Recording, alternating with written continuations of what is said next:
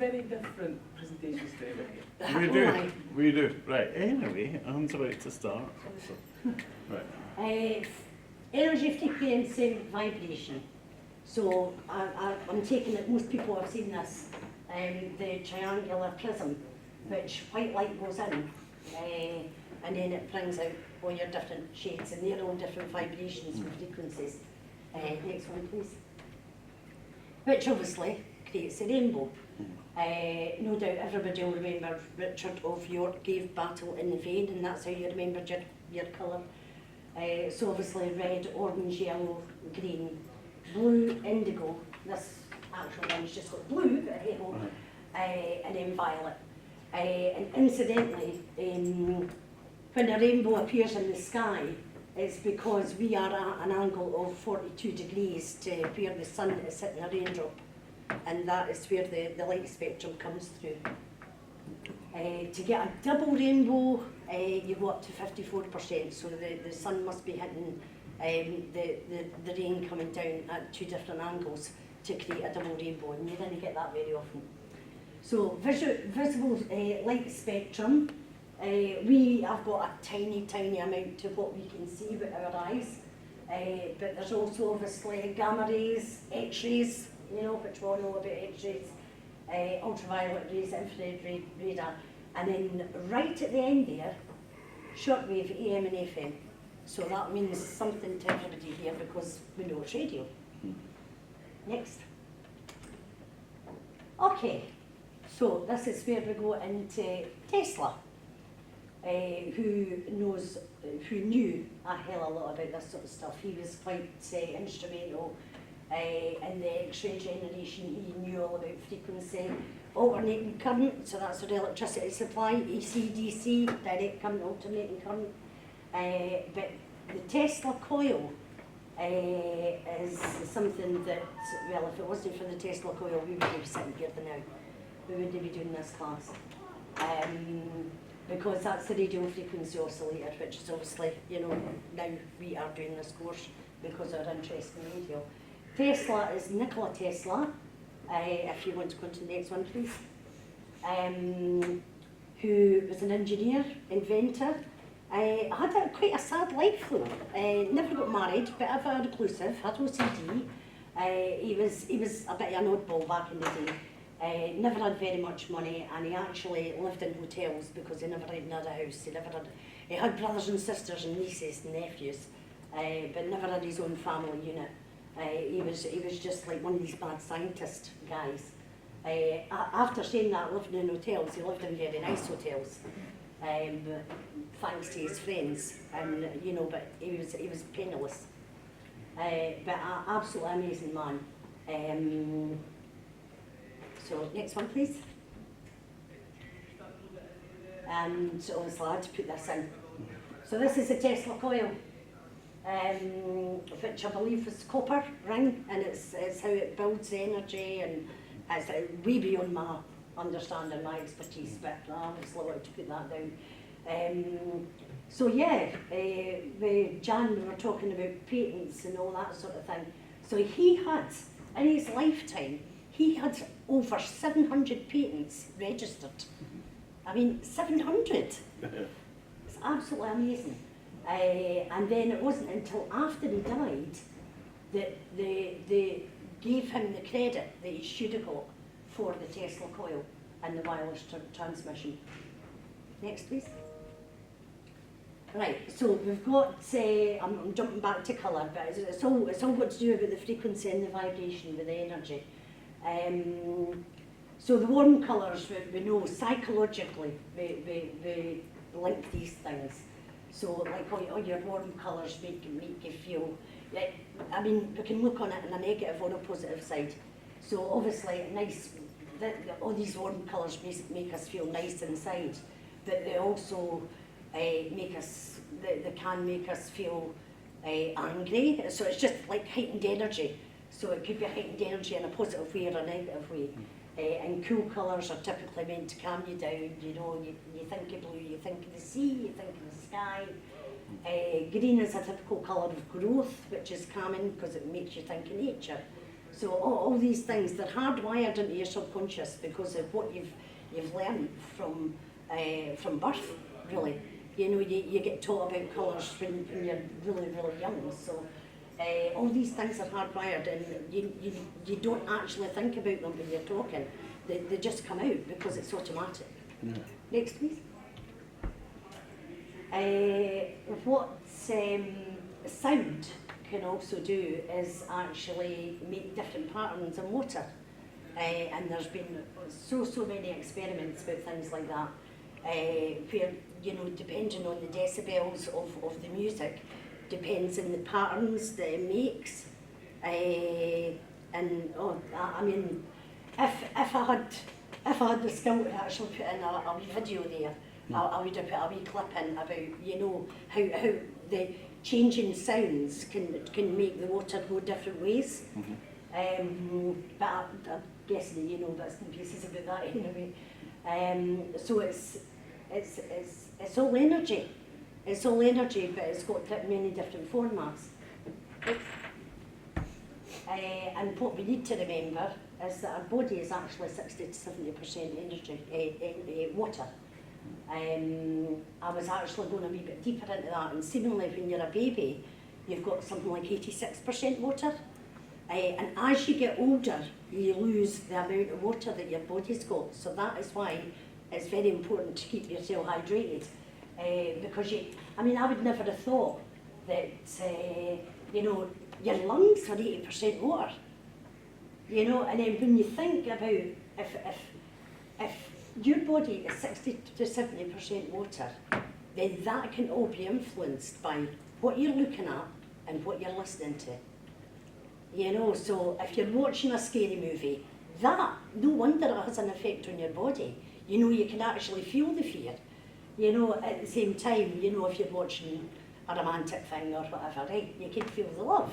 So, you know, it's all about, and to me, emotions is energy and motion. So, you know, everything is connected. Next. I always go back to this. This is something I learned when I was in my early 20s. Maslow, the pyramid of needs, or the hierarchy of needs, whichever way.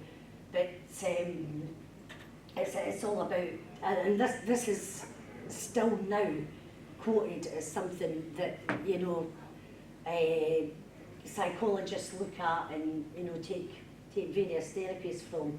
So you've got psychological needs, safety, love and belonging, and it's a progression. And you need the foundation to build on. And it's when in life, if you know, if something's out of kilter there, then it affects the whole system. But that is all vibrational as well. Next, please. And this is obviously where I get to my spiritual stuff, because that goes into the chakra areas. So it's vibration within your body. And it follows the rainbow as well, doesn't it? You know, it's there's links, and you think, well, why have they done it that colour? Well, there's a reason for that. It just didn't just happen. Chakra is a Sanskrit word referring to the energy centres in the body. And incidentally, Tesla was into this as well. Tesla, you know, had this thing about 3, 6 and 9. Like if you to understand the universe, you know, they think in terms of 3, 6 and 9 as well. And there's definitely something in that. And what is really funny about this is that if you add 396 or 417, if you add any of these numbers, and if it comes to a double number, you add a double number, they all come out to either 3, 6 or 9. It's like coincidence? Is there such a thing? But yeah, these kind of go in with Maslow's hierarchy of needs as well. You know, there's the kind of flow, even though there's no the same divisions.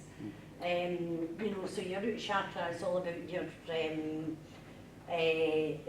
your stability and confidence and your foundation.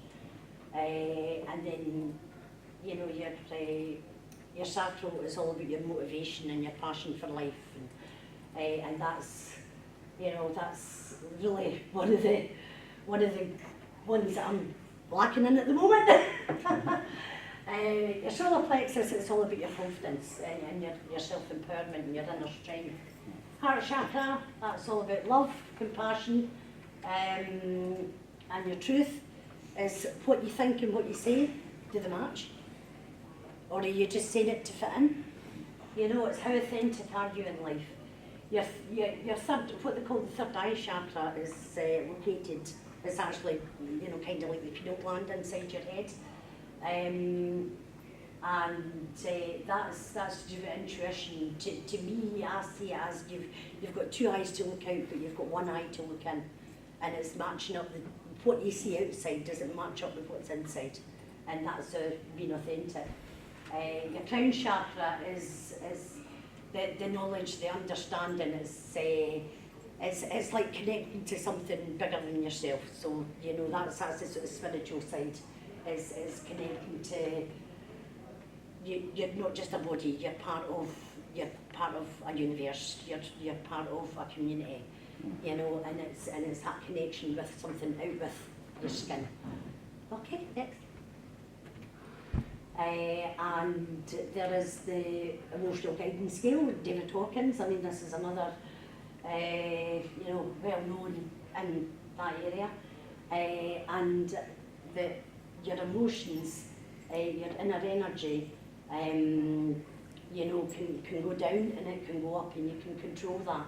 But then, unfortunately, you know, if you're getting in a downward spiral and you keep on that level, then, you know, if you feed it, it's just going to take you further down, you know, and it's psychologically saying, no, I need to get up there, and focusing on, and using simple things. That's the thing. You could use colour, you could use music, you know. How often does, you know, looking at something, a nice picture or a sunset or something like that, you know, it just takes you to a different place emotionally.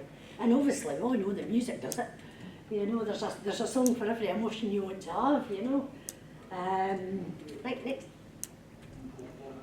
And energy flows where your attention goes. So that's the whole point of meditation, of visualization, is, you know, with meditation it's all about the breath. And like, closing your eyes and just shutting yourself off from the outside world and just focusing on what's inside.